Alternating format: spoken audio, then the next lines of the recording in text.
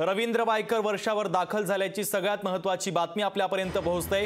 वायकर शिवसेना प्रवेश करणार असल्याची माहिती आहे, तर वायकरांनी आता ठाकरेंना जय महाराष्ट्र केल्याचं पाहायला मिळत आहे। उद्धव ठाकरेंचे विश्वासू मानले जाणारे रवींद्र वायकर यांनी आता ठाकरेंना अखेरचा जय महाराष्ट्र केलेला आहे। तर रवींद्र वायकर पक्षप्रवेशासाठी आता वर्षा या मुख्यमंत्री एकनाथ शिंदेंच्या शासकीय निवासस्थानी पोहोचले असून गेल्या काही दिवसांपासून वायकर हे शिवसेनेमध्ये जाणार असल्याची चर्चा होती आणि आज अखेर तो दिवस उजाडलेला आहे। रवींद्र वायकर हे शिवसेनेच्या पक्षप्रवेशासाठी आता शिंदेंच्या निवासस्थानी पोहोचलेले आहेत आणि पुढच्या काही मिनिटांमध्ये ते मुख्यमंत्र्यांच्या उपस्थितीमध्ये शिवसेनेचा धनुष्यबाण हाती घेणार आहेत। तर आताची सगळ्यात महत्त्वाची आणि मोठी अपडेट आपण पाहतोय। रवींद्र वायकरांच्या संदर्भातली महत्त्वाची बातमी, रवींद्र वायकर आता वर्षा बंगल्यावर दाखल झालेले आहेत। वायकर आता शिंदेंच्या उपस्थितीमध्ये शिवसेनेमध्ये प्रवेश करणार आहे। उद्धव ठाकरेंना त्यांनी जय महाराष्ट्र केलाय। वायकरांनी आता शिंदेंसोबत जाण्याचा महत्त्वाचा निर्णय घेतलेला आहे।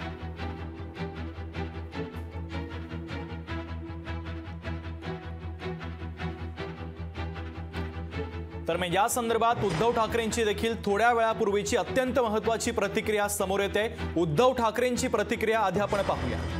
आरएसएसला तर पुढच्या वर्षी 100 वर्ष होतात, पण 100 वर्ष सगळी भाकड नुसती शिबिरं झाली। मंथन शिबिर, हे शिबिर, ते शिबिर, पण निर्माण काहीच करू शकले नाही।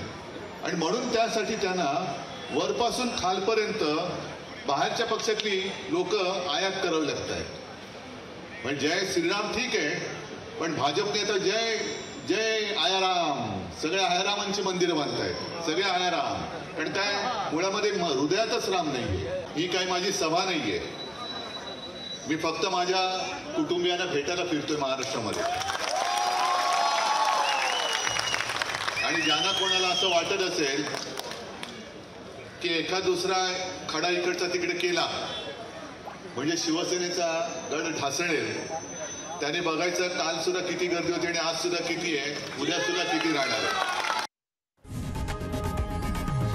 लोकशाही मराठी ऐका, पहा, जागरूक रहा।